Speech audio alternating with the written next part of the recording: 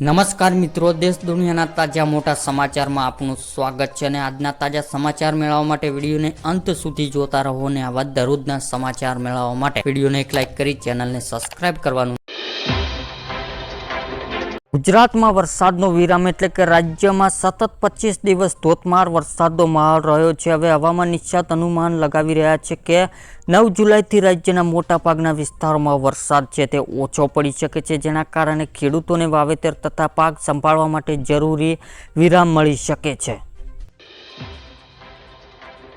મહત્વના સમાચારની માહિતી મેળવી તો મિત્રો, ગુજરાત સરકાર જાહેર કર્યું રાહત પેકેજ એટલે કે રાજ્યના ખેડૂત માટે ખુશીના સમાચાર સામે આવ્યા છે. જે રાજ્યના સરકાર કમોસમી વરસાદના ખેડૂત થયેલા નુકસાન માટે રાહત પેકેજ જાહેર કરી છે. જે ઓક્ટોબર 2024માં થયેલા નુકસાન માટે સરકાર રાહત પેકેજ જાહેર કરી છે. જે અંતર્ગત કપાસનું વાવેતર થયેલા નુકસાન સહાય ખેડૂતો ચૂકવવામાં આવશે. રાજ્યમાં 6 જિલ્લાઓમાં કપાસનું વાવેતર થયેલા નુકસાન અંતર્ગત ખેડૂતોને સહાય ચૂકવણી કરવામાં આવશે. તમને જણાવી દઈએ કે રાજ્યમાં છોટાઉદેપુર, જામનગર, અમરેલી, ભાવનગર, સુરેન્દ્રનગર અને રાજકોટ જિલ્લામાં ખેડૂતોને આ સહાય ચૂકવવામાં આવશે. જે સરકારનો નિયમ મુજબ જે ખેડૂતો 33% વધુ પાક નુકસાન થયું હશે તો ખેડૂતોને સહાય મળશે. આ સિવાય 2 હેક્ટર મર્યાદા પ્રતિ હેક્ટર 11,000 રૂપિયાની સહાય ખેડૂતોને મળશે. જે ખેડૂતોને આ પાક નુકસાન વળતર લેવા માટે 14 જુલાઈથી આ 6 જિલ્લાઓમાં ખેડૂતોને ઓનલાઈન અરજી કરવાની રહેશે અને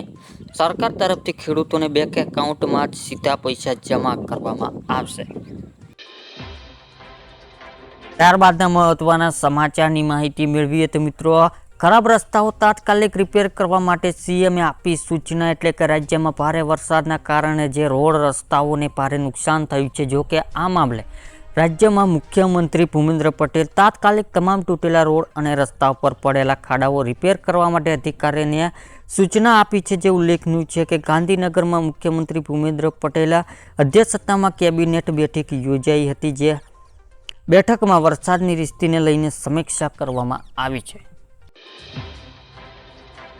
ત્યારબાદના મહત્વના સમાચારની માહિતી મેળવીએ તો મિત્રો, સરકાર આપશે 50,000 રૂપિયાની સહાય. એટલે કે દેશના નાના વેપારીઓ માટે એક ખુશખબર છે. જો તમે શહેર પર વેચાણ કરતા હોય, જેમ કે ફળો, શાકભાજી, પાનની દુકાન, સલૂન અથવા તો કોઈ પ્રકારની પોર્ટેબલ દુકાન ચલાવતા હોય તો હવે સરકાર તમને આપશે 50,000 રૂપિયા સુધીની લોન ગેરંટી વિના આપી રહી છે. આ લાભ પીએમ સ્વનિધિ યોજના હેઠળ ઉપલબ્ધ છે.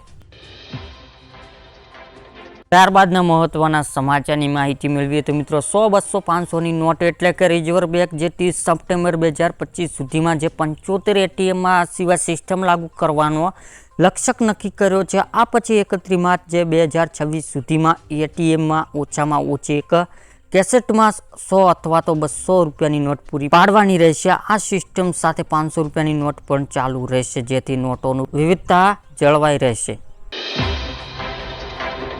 ત્યારબાદના મહત્વના સમાચારની માહિતી મેળવીએ તો મિત્રો, ખેડૂતોને મળશે 20મો હપ્તો. એટલે કે ભારે વરસાદ વચ્ચે ખેડૂત માટે સારા સમાચાર આવી રહ્યા છે. જે ટૂંક સમયમાં સરકાર દ્વારા પ્રધાનમંત્રી કિસાન સન્માન નિધિ યોજનાનો 20મો હપ્તો છે તે રિલીઝ કરવામાં આવશે. જે ભારત સરકાર પીએમ કિસાન યોજના આગામી હપ્તો મેળવવા માટે ખેડૂતોને આઈડી ફાર્મર રજિસ્ટ્રેશન ફરજિયાત કરી છે. ખેતી નિયામક કચેરી દ્વારા બાકી રહેલા ખેડૂતોને યોજના લાભ મેળવવાનો સત્વેર ફાર્મ રજિસ્ટર નોંધણી કરવા લેવાની વિનંતી કરી છે. ત્યારબાદના મહત્વના સમાચારની માહિતી મેળવીએ તો મિત્રો, મહિલાઓને મફત બસ મુસાફરી બંધ. એટલે કે દિલ્હી ભારતીય જનતા પાર્ટી સરકાર મહિલાઓ માટે મફત બસ મુસાફરી બંધ કરી છે. આ સાથે મહિલાઓને મુસાફરી કરવા માટે નવી સિસ્ટમ લાવી છે. હવે દિલ્હીની મહિલાઓ મફત બસ મુસાફરી માટે લાયક બનાવવા માટે અરજી કરવાની અને સ્માર્ટ શૈલી કાર્ડ મેળવવાની અને દસ્તાવેજો લાંબી સૂચિ પ્રદાન કરવાની જરૂર પડશે.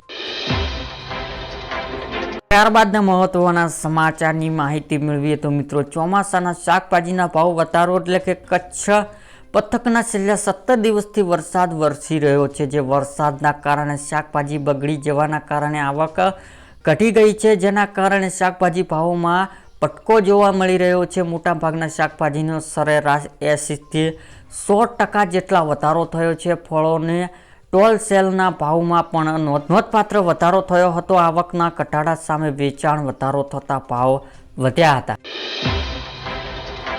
ત્યારબાદના મહત્વના સમાચારની માહિતી મેળવીએ તો મિત્રો, આધાર કાર્ડના નવા નિયમો એટલે કે યુઆઈડી અનુસાર આધાર કાર્ડ ધારકો તેના જીવનકાળમાં માત્ર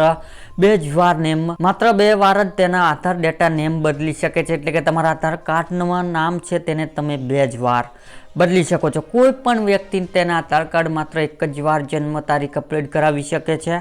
અને મિત્રો, આધાર કાર્ડમાં માત્ર એક જ વાર તમે જાતિ અપડેટ કરી શકો છો. બીજી તરફ આધાર રહેઠાણ સરનામું અપડેટ કરવા માટે કોઈ પ્રકારની મર્યાદા નથી, તે અનલિમિટેડ છે. આધાર કોઈ પણ વ્યક્તિ જો આધાર કાર્ડ ફોટો અપલોડ કરાવવો હોય તો તેના માટે કોઈ મર્યાદા નથી.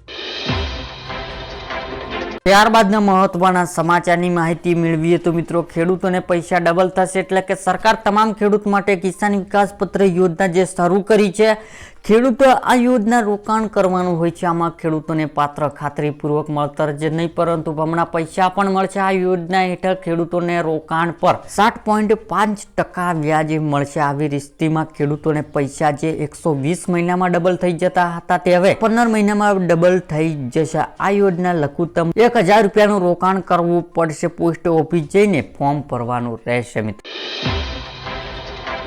ત્યારબાદના મહત્વના સમાચારની માહિતી મેળવીએ તો મિત્રો, પ્રધાનમંત્રી કૃષિ સિંચાઈ યોજના એટલે કે જો તમે ઓછા પાણીનો ઉપયોગ કરીને સ્માર્ટલી ખેતી કરવા માંગતા હોય તો આ યોજના ખૂબ જ ફાયદાકારક છે. આમ તો સરકાર ટપક અને છંટકાવ જેવી સૂક્ષ્મ સિંચાઈ પ્રાણીઓ પર 45 થી 50% સુધી નાણાકીય મદદ પૂરી પાડે છે. આ રકમ સીધી ખેડૂતોના ખાતામાં ટ્રાન્સફર થાય છે. આનાથી માત્ર પાણીની બચત જ નથી પરંતુ પાકની ગુણવત્તા અને ઉપજમાં પણ સુધારો થાય છે. તમારા જિલ્લા કૃષિ કાર્યાલય દ્વારા અથવા તો ઓનલાઈન પોર્ટલ દ્વારા અરજી કરી શકાશે.